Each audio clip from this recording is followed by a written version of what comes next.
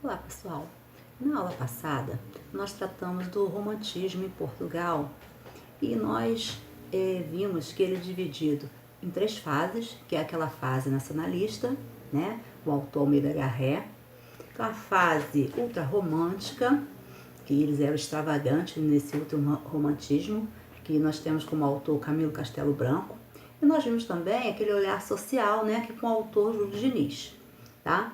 E hoje nós vamos ver o romantismo no Brasil. Vamos falar um pouco da poesia, tá?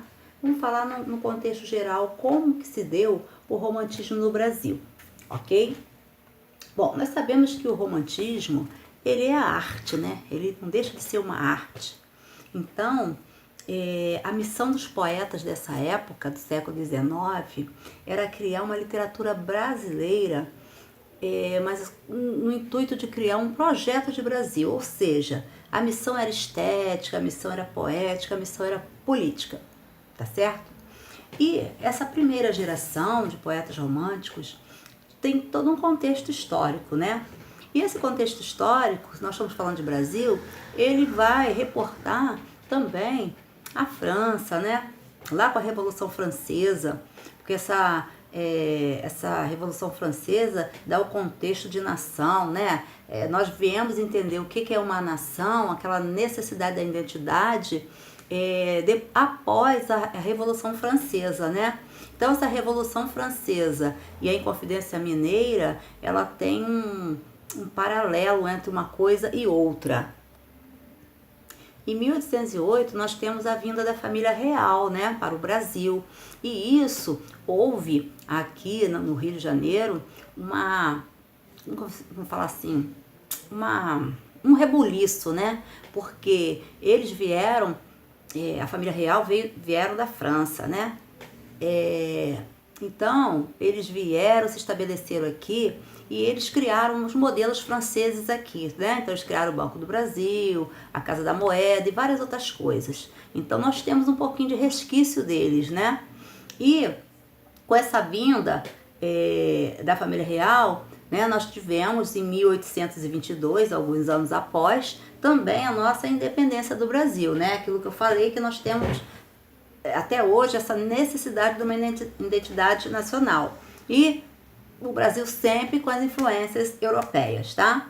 Então nós temos lá o mito do bom selvagem, que nós vimos na aula passada com Rousseau. Nós temos o romance de cavalaria, né? Que nesse romance de cavalaria, quem era o tido como o salvador da pátria, né? Era o cavaleiro. E no Brasil também eles precisaram fazer um herói, né? Nós vimos isso e vamos ver agora também. Nós temos as características, né? Que é o indianismo, que eu falei, né? Colocar o índio como herói, né? Como salvador da pátria, e também a natureza, né? A natureza está dentro de toda a poesia romântica, né?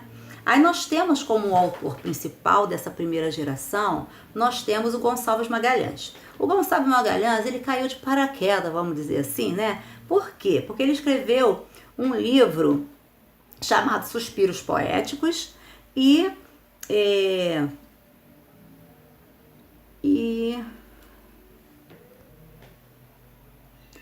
Saudades, né? Então foram esses dois livros que ele escreveu, né?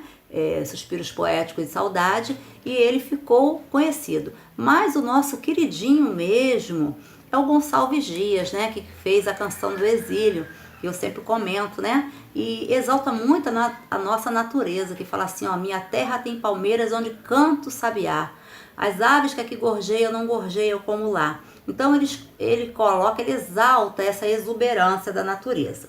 Dentro das características, são bem parecidas com as características de Portugal, né? Que nós vimos na aula passada. Tem a liberdade de expressão, né? O poeta tem essa liberdade, tem o nacionalismo exacerbado também dentro da sua literatura, o sentimentalismo, o subjetivismo, né? E aquela idealização. Então isso nós vamos ver passo a passo nessa primeira geração.